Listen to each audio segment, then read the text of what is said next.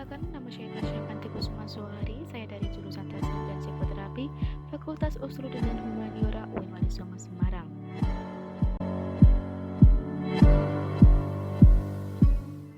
Hal yang akan pertama kita bahas adalah mengenai perkembangan keimanan ataupun keyakinan keagamaan pada orang dewasa.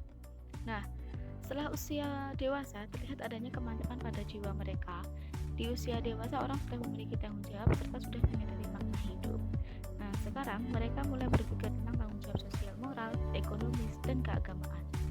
Secara garis besarnya, ada beberapa ciri-ciri keberagamaan orang dewasa dan usia lanjut. Yang pertama yaitu, ada kehidupan agama pada usia lanjut sudah mencapai tingkat kemantapan. Yang kedua, itu meningkatnya kecenderungan untuk menerima pendapat keagamaan. Yang ketiga, mulai muncul pengakuan terhadap realitas tentang kehidupan akhirat secara lebih sungguh-sungguh. Yang keempat, ada sikap kepada kebutuhan saling cinta antar sesama serta sifat-sifat leluhur. Yang selanjutnya, ada timbul rasa takut pada kematian dengan pertambahan usia lanjutannya. Yang terakhir, ada perasaan takut pada kematian yang berdampak pada peningkatan pembentukan sikap keagamaan dan kepercayaan terhadap adanya kehidupan akhirat. Nah, mereka itu juga telah memilih baik sistem nilai yang bersumber dari norma-norma lain dalam kehidupan. Pembahasan kedua mengenai penerimaan dan penolakan terhadap nilai-nilai agama. Karate Bakter melukiskan masa perkembangan pada masa dewasa dengan ungkapan batin mereka dengan kata-kata, "Saya hidup, namun saya tidak tahu untuk apa." Kata-kata yang digunakan Bakler tersebut menggambarkan bahwa di usia orang dewasa yang sudah memiliki tanggung jawab serta sudah menyadari makna hidup. Dengan kata lain, orang dewasa sudah memahami nilai-nilai yang sudah dipilihnya dan berusaha untuk mempertahankan nilai-nilai yang dipilihnya.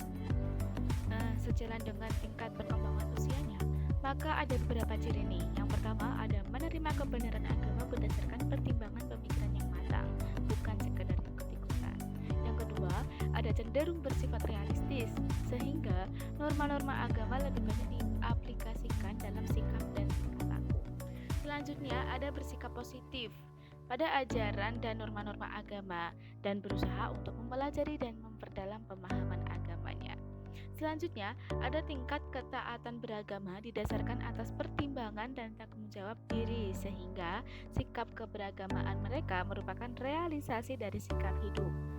Dan dia itu menunjukkan sikap yang lebih terbuka, berwawasan yang lebih luas, bersikap lebih kritis terhadap materi ajaran agama, sehingga kemantapan beragama selain didasarkan atas pertimbangan pikiran, juga didasarkan atas pertimbangan nurani. Selanjutnya, kita akan membahas mengenai agama dan gender.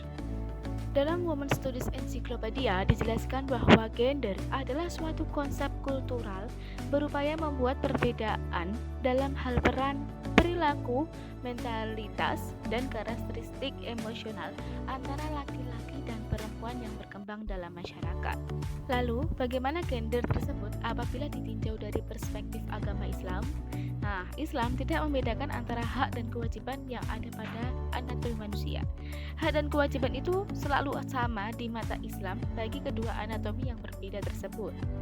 Adanya perbedaan antara laki-laki dan perempuan tidak dapat disangkal karena memiliki kodrat masing-masing. Nah, perbedaan tersebut paling tidak dari segi biologis.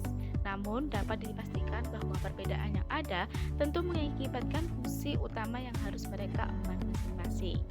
Nah, di sisi lain, dapat pula dipastikan tiada perbedaan dalam tingkat kecerdasan dan kemampuan berpikir antara dua jenis kelamin tersebut. Al-Quran pun juga memuji ulul albab, yaitu yang berzikir dan memikirkan tentang kejadian langit dan bumi. Zikir dan fikir dapat mengantar manusia mengetahui rahasia-rahasia alam raya. Ulul albab tidak terbatas pada kaum laki-laki saja, tetapi juga kaum perempuan, karena setelah Al-Quran menguraikan sifat-sifat ulul albab, itu sudah ditegaskan dalam Quran Surat Ali Imran ayat 195. Yang berarti bahwa kaum perempuan itu juga sejajar dengan kaum laki-laki dalam potensi intelektualnya. Mereka juga dapat berpikir, mempelajari, kemudian mengamalkan apa yang mereka hayati dan zikir kepada Allah serta apa yang mereka pikirkan dari alam raya ini. Selanjutnya ada pembahasan mengenai pandangan Islam mengenai cinta, seks, dan pernikahan. Oke, dari pertama yaitu cinta. Nah, cinta ini dari sudut pandang psikologi merupakan luapan emosi terhadap sesuatu yang disukainya. Dengan demikian, cinta itu sebenarnya merupakan sesuatu yang masih perlu mendapatkan kontrol jiwa yang dalam. Hal ini agar hati tidak berjalan liar dan merugikan bagi diri sendiri ataupun merugikan bagi orang lain. Muhyiddin M. Dahlan dalam bukunya yang berjudul Mencari Cinta mengklasifikasikan cinta ke dalam 4 kategori, yaitu ada cinta rasional, ada cinta erotis, ada cinta romantis, dan ada cinta agape atau good love. Yang selanjutnya yaitu ada seks. Nah, model pendidikan dalam pendidikan seks bagi remaja menurut perspektif psikologi pendidikan Islam lebih dititik beratkan pada persoalan nilai, etika, akidah, akhlak, dan ibadah sehingga memiliki keterkaitan yang sangat erat dengan pendidikan agama Islam. Pendidikan seks dalam psikologi agama Islam atau psikologi pendidikan Islam sangat penting dan perlu diterapkan bagi para remaja karena remaja adalah generasi penerus bangsa ya. Oleh karenanya Islam memandang bahwa pendidikan seks adalah fitrah manusia yang harus dijunjung tinggi kehormatannya. Pendidikan seks dalam Islam itu berbeda dengan pendidikan seks menurut ilmu pengetahuan modern karena pendidikan seks dalam Islam semuanya harus bersumber dari Al-Quran dan Al-Hadis. Pendidikan seks dalam Islam bertujuan tidak hanya sekedar memberitahukan informasi seks yang baik dan benar saja, melainkan bertujuan untuk mencegah dan mengurangi berbagai penyimpangan seksual yang terjadi di masyarakat khususnya yang dialami oleh para remaja sekarang saat ini. Selanjutnya ada pernikahan. Tentu kalian tidak asing ya dengan kata pernikahan.